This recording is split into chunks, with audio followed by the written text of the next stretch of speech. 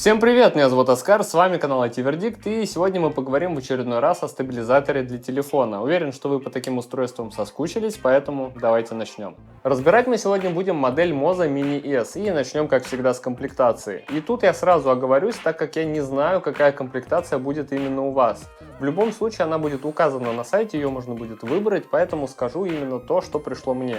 Ну и, во-первых, это сама коробка со стабилизатором. В ней, разумеется, стабилизатор, и уже на этом этапе видно, что он складной.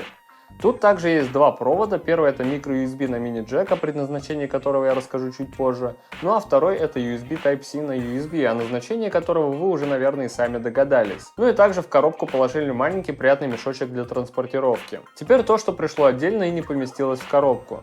Во-первых, это еще один чехол с ремешком, только уже посерьезнее, гораздо плотнее, близко к плотному поролону, в котором стабилизатор можно таскать уже в разложенном состоянии. Также мне еще положили шестигранник, инструкцию и прочие бумажки от Moza, салфетку, чтобы протирать объектив, и целых две треноги.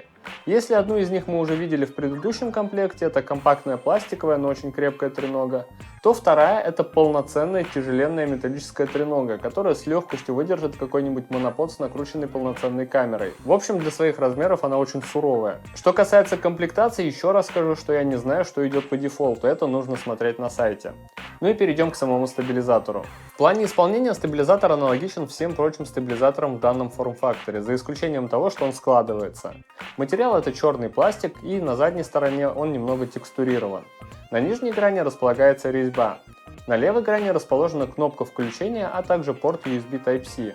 На правой стороне качелька зума, и на задней стороне расположен многофункциональный триггер. А на передней панели стандартные две функциональные зоны, состоящие из джойстика и кнопок. А чуть ниже расположен индикатор заряда. Из любопытного, помимо фиксатора, позволяющего сложить стабилизатор, на нижней части держателя расположен microUSB порт, для которого в комплекте со стабилизатором идет провод на мини-джек, позволяющий частично управлять съемкой, используя стороннее приложение. Пробовал я несколько приложений, и кроме центральной кнопки для запуска и остановки записи, других вариантов использования дальнего проводка я не нашел. Также к конструктивным особенностям можно отнести полезное решение со стороны Moza. В данной модели ось, к которой крепится фиксатор для телефона, находится немного под углом, и тем самым не перекрывается порт телефона, и самое главное, что можно разместить телефон практически любой длины, главное, чтобы моторчики вывезли. При этом максимальная нагрузка равна 260 граммам, а ширина телефона должна быть от 58 до 88 мм. Теперь же, что касается управления. Про четырехпозиционный джойстик, думаю, все понятно. Он нужен для поворота телефона, и чем сильнее отводишь от центрального положения, тем быстрее происходит поворот. Двойное нажатие кнопки вниз переводит стабилизатор в спортивный режим с более резкими поворотами. Тройное нажатие разворачивает телефон горизонтально. Двойное нажатие на левую кнопку разблокирует все оси, что позволяет плавно снимать под любыми углами. Ну и про многофункциональный триггер сзади. Двойное нажатие на него выравнивает стабилизатор по осям. Одинарное нажатие и последующее зажатие блокирует стабилизатор по всем осям. А двойное нажатие и последующее зажатие позволяет управлять поворотами влево-вправо и вверх-вниз. В целом управление, на мой взгляд, менее интуитивно и менее понятно, чем у предыдущих моделей, но не сказать, что оно неудобное. По фирменному приложению от Moza второй раз проходиться не буду и оставлю в описании ссылку с тайм-кодом, где показываю меню приложения. Скажу лишь, что конкретно с этой моделью есть фишка, что когда нажимаешь два раза на любую из качелек зумирования, то оно происходит автоматически. В остальном все плюс-минус то же самое. Кстати говоря, инструкция, которая идет в комплекте, подробно описывает все кнопки и их возможности, а также про обновление, прошивку и калибровку там тоже есть. Правда, все на английском. Что касается характеристик, то помимо нагрузки, о которой я уже сказал, стабилизатор может заряжать ваш телефон через тот же microUSB. Правда, найти такой кабель будет чуть сложнее, чем обычный провод USB на microUSB. При этом сам стабилизатор зарядку держит в районе 7-8 часов, а заряжается в районе 3 часов. Ну и по впечатлениям. Радует компактность и возможность сложить стабилизатор.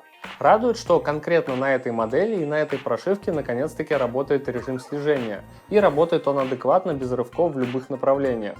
Однако ему надо четко указать на объект. Из вещей, к которым у меня есть вопросы, могу отнести то, что, к сожалению, есть проблемы с комбинированием разных режимов между собой и с режимом слежения.